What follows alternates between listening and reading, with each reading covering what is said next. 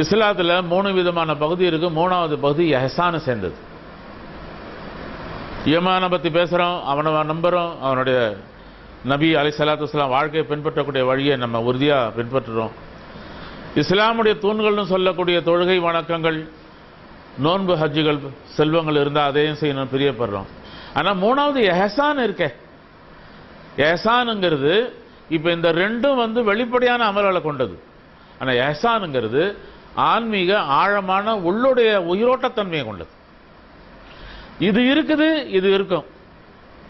ரூஹ் இருக்கு, வெளிரங்க உடலும் இருக்கும். ரூஹ் போயிடுச்சு, அது வெளிரங்க தன்மையும் போயிடும்.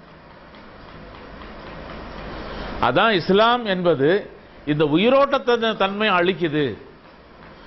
அதனால வலிமார்கள் எல்லாம் உயிரோடு இருக்கிறாங்கன்னு நம்ம நம்பிக்கை, நபிமார்கள் எல்லாம் உயிரோடு இருக்காங்கன்ற நம்பிக்கை. காரணம் அந்த ரூஹோட உயிரோட்டம் இருக்கு, அவங்க இருக்கிறாங்க.